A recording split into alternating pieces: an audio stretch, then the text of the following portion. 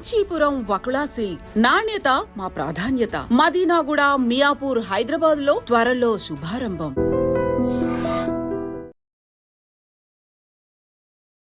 Sir Rajasekhara Reddy గారే దానికి foundation stone వేసాడు.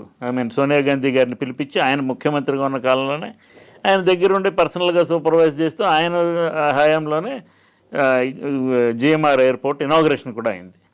సేమ్ ఔటర్ రింగ్ రోడ్ ఒకటి ఉండాలి అని చంద్రబాబు నాయుడు కాలంలో ప్లాన్ చేశారు.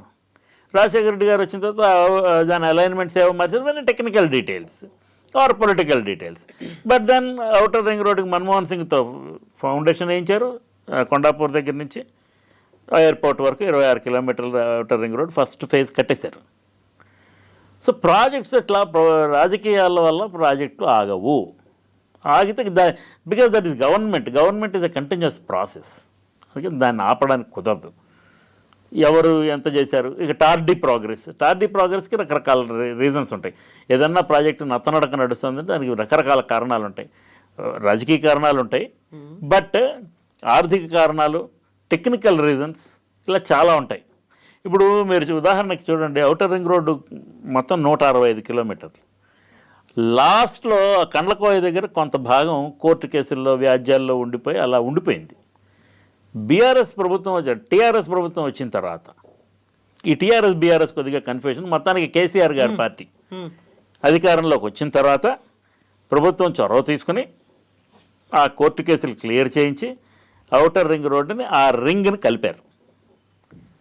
ఎవరో రాజశేఖర రెడ్డి స్టార్ట్ చేశాడు, కాంగ్రెస్ ప్రభుత్వం స్టార్ట్ చేసింది, వాళ్ళ క్రెడిట్ పోతుంది కాబట్టి మనం చేయకూడదని అతనేం ఆగల, కంప్లీట్ చేశారు. ఇప్పుడు ఈ ఎస్ఎల్బీసీకి వచ్చేటప్పటికి కేసీఆర్ ప్రభుత్వం ఏం చేయలేదు, దాన్ని ఊరికే పడావ పెట్టింది. దానివలన ఆ మెషిన్ చెడిపోయింది. మెషిన్ మెయింటెనెన్స్ వర్క్ జరగకపోతే మెషినరీ పాడైపోతుంది. పాడైపోవటం వలన మళ్ళీ కాస్ట్ ఎస్కలేట్ అయింది. We are committed to doing this అని రేవంత్ రెడ్డి గారి ప్రభుత్వం చెప్పింది. ఒకటి, మెషినరీ పని చేయకుండా దాన్ని వదిలేస్తే అది పాడైపోవడం అనేది నిజం, దానిలో అనుమానం ఏం లేదు. ఎందుకు ఆపారు? ఈ SLBC is a complicated project అని కేసీఆర్ చాలా సందర్భాల్లో చెప్పున్నారు. హరీష్ రావు గారు లెక్క ఇచ్చాడు. వాళ్ళ హయాంలో 12 కిలోమీటర్లు సుమారుగా చేశారు, కంప్లీట్ చేశామని, దాని వర్క్ కంప్లీట్ చేశామనేది ఆయన చెప్పాడు. దానికేవో మేము కూడా 3,000 చిల్లర కోట్లు ఖర్చు పెట్టాము, అంతకుముందు అయిన దానికంటే ఎక్స్ట్రా ఖర్చు పెట్టాము, 3,900 కోట్లు ఖర్చు పెట్టామని చెప్పారు. ఫైన్. 10 సంవత్సరాలు ఉన్నారు వాళ్ళు పవర్లో. వాళ్ళ 10 సంవత్సరాల్లో మొదటి 5 సంవత్సరాల్లో వాళ్ళకు కొంచెం సెటిల్ అవ్వడానికి కొంత టైం పట్టింది. అయితే వాళ్ళు కూడా ఒక స్టాటిస్టిక్ ఒకటి బయట పెట్టారు హరీష్ రావు గారు. అదేంటో కూడా చెప్తాను నేను ఒకసారి. 2006 నుంచి, అంటే 2005లో రాజశేఖర రెడ్డి గారు దాన్ని ఫౌండేషన్ స్టోన్ వేసి స్టార్ట్ చేశారు. 2006-7 సంవత్సరంలో 2006 నుంచి 2008 వరకు గట్టిగా వర్క్ ఏం జరగలేదు. 2008లో గట్టిగా స్టార్ట్ అయింది. 2008 to 2009 క్లోజ్ టు 3 కిలోమీటర్స్ కట్టారు. 2.96 కిలోమీటర్స్ కట్టారు. తర్వాత 3 కిలోమీటర్లు కట్టారు ఆ నెక్స్ట్ సంవత్సరం 2009-10. 10-11లో 3.2 కిలోమీటర్లు కట్టారు. 11-12లో 4.4 కిలోమీటర్లు కట్టారు. 12-13లో 4.2 కిలోమీటర్స్ కట్టారు. 13-14లో 4.8 కిలోమీటర్స్ కట్టారు. 22.89 కిలోమీటర్లు కట్టారు, టనల్ చేశారు. తర్వాత కేసీఆర్ ప్రభుత్వం వచ్చింది. కేసీఆర్ ప్రభుత్వం వచ్చిన తర్వాత జూన్ 14-15 సంవత్సరంలో 1.8 కిలోమీటర్లు కట్టారు. 2015-16లో 1.3, 16-17లో 2.5, 18-19లో 1.3 కట్టారు. ఎలక్షన్ అయింది, ప్రభుత్వం మారింది. వాళ్ళ ప్రభుత్వమే కొనసాగింది, ఎలక్షన్ అయింది. మళ్ళీ 19-20లో కేవలం 141 మీటర్స్ కట్టారు. ఎందుకంటే అప్పటికే సీపేజ్ అనేది మొదలైంది, కారిపోతున్నాయి వాటర్ అనేది. నీరు అంటే అక్కడ ఉండే లోకల్ కండిషన్స్ ఉంటాయి. ఇప్పుడు కాంట్రాక్టర్కి ఇచ్చేసారు, ఇట్ ఈస్ హిజ్ హెడేక్, వాడు కంప్లీట్ చేసి ఇవ్వాలి వీళ్ళకి. బట్ నేచర్ని ఎవరు ధిక్కరించలేరమ్మా. అవును. You cannot defy the nature. So and next నిధులు కూడా తక్కువైనాయి, నిధుల కొరత ఏర్పడింది. అండ్ 2021కి వచ్చేటప్పటికి అసలు ఏ పని అవ్వలేదు అక్కడ. ఎందుకు ఆపేశారు? ఇంకా కాదు, కోవిడ్. ఓకే. కోవిడ్-19 వచ్చింది. కోవిడ్-19 వచ్చినప్పుడు ఫిజికల్గా ఏ ప్రాజెక్టు కంప్లీట్ కాలేదు. ఆ తర్వాత సంవత్సరం ఒక 900 మీటర్లు తవ్వారు. ఆ తర్వాత సంవత్సరం 450 మీటర్లు తవ్వారు. ఆ తర్వాత గవర్నమెంట్ పోయింది వాళ్ళది. సో స్థూలంగా 2002వ టర్మ్లో వీళ్ళు తవ్విన డిస్టెన్స్ చాలా తక్కువ. దానికి కోవిడ్ ఒక ప్రధాన కారణం. కోవిడ్ వలన రాష్ట్ర ఆర్థిక పరిస్థితి దెబ్బతిన్నమాట వాస్తవం. మూడోది వీళ్ళకి కూడా రేవంత్ రెడ్డి ఈ తక్కువ డిస్టెన్స్ టన్నెల్ తవ్వడం అనే ప్రక్రియ, తర్వాత టీబీఎంస్ని పని లేకుండా ఉంచడం అనే ఈ రెండింటిని ఆయన పాయింట్అవుట్ చేస్తున్నారు రాజకీయంగా. అయితే వీళ్ళు 3 కిలోమీటర్లు తవ్వారు, అంతకంటే ఎక్కువ తవ్వలేదు అనేది ఒక ఆరోపణ కాంగ్రెస్ పార్టీ చేస్తోంది. దీనికి ఇప్పుడు నేను చెప్పిన ఫిగర్స్ ఇయర్ వైజ్ ఇచ్చింది హరీష్ రావు గారు ఇచ్చారు. అవును. సో ఇది ఆయన version. Congress party version, Uttam Kumar Reddy గారి వెర్షన్ 3 కిలోమీటర్లే తవ్వారండి. సో దీనికి సొల్యూషన్ ఏంటంటే, దీనికి రాజకీయ పరిష్కారం ఏంటంటే, ముఖ్యమంత్రి గారు ఇనిషియేటివ్ తీసుకొని ఫ్యాక్ట్స్ ఒక రిపోర్టు పబ్లిష్ చేస్తే ప్రజలకి కొంత క్లారిటీ వస్తుంది. సో దట్ దీనిలో యాక్చువల్గా రాజకీయాలు అవసరం. ఇప్పుడు కేసీఆర్ గవర్నమెంట్ కూడా 3 కిలోమీటర్లు, 10 కిలోమీటర్లు, 11 కిలోమీటర్లు, 12 కిలోమీటర్లు తవ్వారు కదా. 3కి 12కి చాలా తేడా. 3 అయితే మినిమం తవ్వకుండా వదిలేదు. నెక్స్ట్ కేసీఆర్ దాని మీద ప్రజెంటేషన్లు చేశారు, అది ఎంత డిఫికల్ట్ ప్రాజెక్ట్ చెప్పారు. అవును. ఓకే, ఎంత కష్టసాధ్యం అవుతుందని చెప్పారు. ఆ విషయం రేవంత్ రెడ్డి గారికి అవగాహన ఉంది, ఈయనకేం తెలియకుండా ఏం లేదు. ఎలా అయినా ఈ ప్రాజెక్ట్ కంప్లీట్ చేయాలి. ఇది బికాస్ దీని ఫ్లాగ్షిప్ ప్రాజెక్ట్ కాంగ్రెస్ పార్టీది. అవును. చాలా భాగం కాంగ్రెస్ పార్టీ నేతృత్వంలో జరిగింది. అంటే మర్రి చెన్నారెడ్డి కాలం నుంచి తీసుకుంటే, ఇనిషియేషన్ అప్పుడు అక్కడి నుంచి తీసుకుంటే, మధ్యలో రామారావు గారు వచ్చారు, చంద్రబాబు నాయుడు గారు వచ్చారు, వాళ్ళు కొనసాగించారు, దీనిలో ఏమి వదిలేదు. అంచేత government political party in the government అనేది అంత సంబంధం లేకుండా పనులు జరుగుతాయి. సరే, వీళ్ళ రాజకీయ పరమైనటువంటి ఆరోపణలు, ప్రతి ఆరోపణలు, మీరు ఏం చేయట్లేదు, యాక్సిడెంట్ జరిగితే పట్టించుకోలేదు. ఐ డోంట్ థింక్ యాక్సిడెంట్ జరిగితే ఎందుకు పట్టించుకున్నారు. కాకపోతే ఇక్కడ సాయిశేఖర్ గారు ఒక టెక్నికల్గా ఆలోచిస్తే ఒక అసెస్మెంట్ అనేది ఉంటుంది. అక్కడ సీపేజ్ అనేది వస్తోంది, మేము పనులు జరపలేకపోతున్నాము. ఒక ఇయర్లో 140 మీటర్లు మాత్రమే కదలగలిగింది టీబీఎం అక్కడ నుంచి. ఆ తర్వాత చూసుకుంటే మ్యాక్సిమం 900 మీటర్స్ టిల్ స్టాప్ అయ్యే వరకు చేయగలిగారు.